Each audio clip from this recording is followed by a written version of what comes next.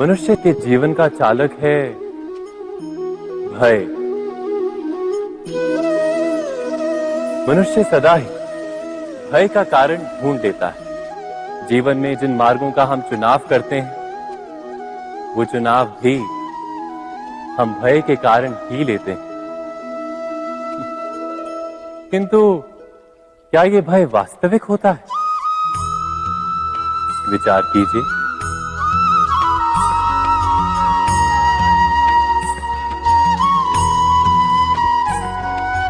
भय का अर्थ है आने वाले समय में विपत्ति की कल्पना। किंतु समय का स्वामी कौन है? ना तो हम समय के स्वामी हैं, ना हमारे शत्रु या प्रतिस्पर्धी। समय तो ईश्वर के अधीन चलता है। तो क्या यदि कोई आपको हानि पहुंचाने के लिए केवल योजना बनाता है, वो वास्तव में आपको हानि पहुंचा सकता है?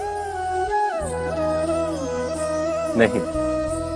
किंतु भय से भरा हुआ हृदय हमें अधिक हानि पहुंचाता है। क्या ये सत्य नहीं?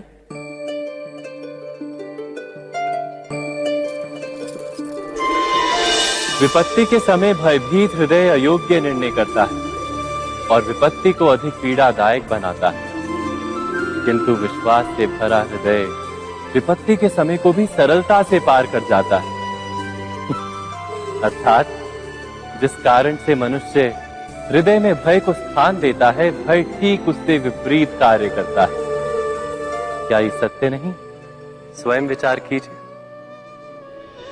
सत्य कहा वासुदेव कृष्ण ने कि सबके जीवन का जो चालक है वो भय है।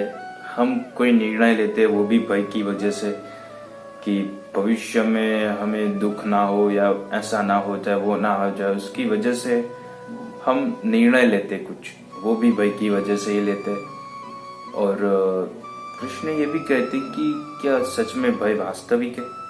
नहीं, वो तो काल्पनिक है। आने वाले समय में जो होने वाला है उसके लिए सोचकर हम भयभीत होते। तो कृष्ण ये कहते कि क्या समय हम सब के अधीन है? ना तो समय हमारे अधीन है, ना तो हमारे प्रतिस्पर्धी के अधीन है, ना ही हमारे शत्रु के अधीन। वो तो ईश्वर के अधीन। यानी कि अगर हमारा शत्रु हमें हानि पहुंचाने के लिए कोई योजना करता तो क्या वो वास्तव में हमें हानि पहुंचा सकता? नहीं। अगर ईश्वर की मर्जी होगी तो ही हमें हानि पहुंचेगी, वरना हमें कुछ नहीं होगा। तो कृष्ण यही कहने की कोशिश करे कि शत्रु नहीं, वो हमें हानि नहीं पहुंचा सकता, लेकिन जो भय से भरा जो हृदय है वो हमें अधिक हानि पहुंचाता।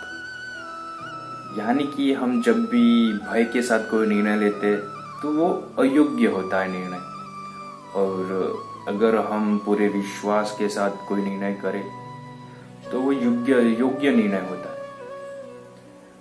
तो कृष्ण यही कहने की कोशिश करे कि हमें हमारे शत्रु से भयभीत होने की जरूरत नहीं, या तो हमारे भविष्य के बारे में सोचकर भयभीत होने की जरूरत नहीं, क्योंकि वो सब कुछ ईश्वर के हाथ में है, हमारे हाथ में कुछ नहीं। तो हमें हमारे हृदय में भय को धारण नहीं करना चाहिए, विश्वास को धारण करना चाहिए। ईश्वर पर विश्वास को धारण करना चाहिए। खुद पर भी जो भरोसा होता है उसको भी धारण करना चाहिए। यही कहने की कोशिश करे कृष्ण। जय श्री राम, जय श्री कृष्ण।